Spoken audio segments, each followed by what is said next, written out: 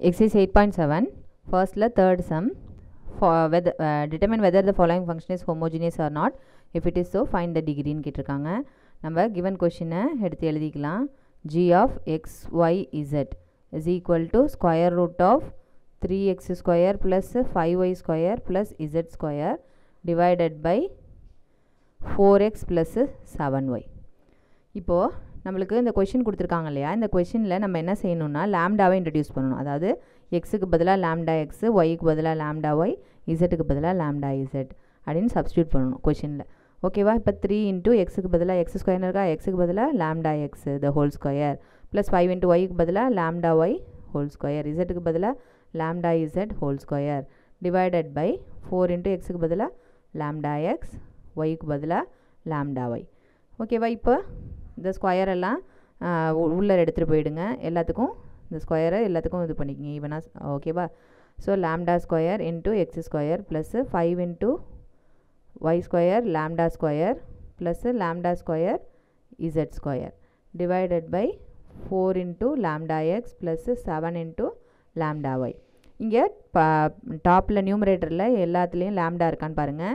எல்லாத்துலேயும் காமனாக லாம்டா ஸ்கொயர்னு இருக்குது. இந்த லாம்டா ஸ்கொயரை நம்ம காமனாக எடுக்கலாம். ரூட்டை விட்டு வெளியில் எடுக்கும்போது லாம்டான்னு எடுத்துடலாம். ஓகேவா?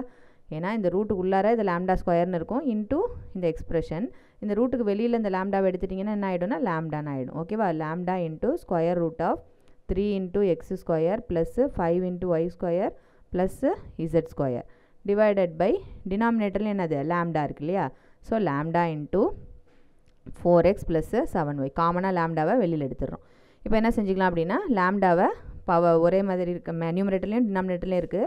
நம்ம கேன்சல் பண்ணிடக்கூடாது. என்ன செய்யணும் அப்படின்னா லாம்டா பவர் இங்கேயும் பவரில் 1 இருக்குது, இங்கேயும் பவரில் 1 இருக்குது. அப்போ 1 - 1 0 அப்படின்னு வச்சுக்கணும். Into square root of 3x square plus 5y square plus z square divided by 4x plus 7y. ஓகேவா? இப்போது நம்மளுக்கு இந்த ஹோமோஜினியஸாக இல்லையான்னு கண்டுபிடிக்க சொல்லியிருக்காங்க இல்லையா. இப்போ நம்ம என்ன செஞ்சிருந்தோம், நம்ம கிவன் கொஷினில் எக்ஸ் ஒய் இசட்டுக்கு பதிலாக lambda X lambda Y lambda இசட்னு சப்ஸ்டியூட் பண்ணி ஃபைனல் ஆன்சர் என்ன செஞ்சுருக்கோம் அப்படின்னா லாம்டா இன்ட்டு ஒரு எக்ஸ்ப்ரெஷன் கண்டுபிடிச்சிருக்கோம் இல்லையா. இந்த லாம்டா இன்ட்டு இந்த எக்ஸ்ப்ரெஷன் அப்படியே என்னது கொஷின் நம்மளுக்கு. ஓகேவா? இப்போ லாம்டா இன்ட்டு நம்மளுக்கு அந்த ஒரிஜினல் கொஷின் திரும்பி வந்துருச்சு அப்படின்னா இது நம்ம என்னன்னு சொல்லலாம், ஹோமோஜினியஸ் ஃபங்க்ஷன்னு சொல்லலாம். சப்போஸ் லாம்டா இன்ட்டு அந்த ஒரிஜினல் கொஷின் வரல, இல்லை லாம்டாவே வெளியில் எடுக்க முடியல அப்படின்னா அது நாட் அ ஹோமோஜினியஸ் ஃபங்க்ஷன். அப்போ லாம்டா பவர் ஒரு நம்பர் இன்ட்டு இந்த ஒரிஜினல் கொஷின் வந்துருச்சு அப்படின்னா அது ஹோமோஜினியஸ் ஃபங்க்ஷன். இந்த லாம்டாவுக்கு மேலே என்ன பவர் இருக்கோ அதுதான் நம்மளை டிகிரின்னு கேட்டிருக்காங்க இல்லையா. ஸோ அதுதான் நம்மளுக்கு டிகிரி.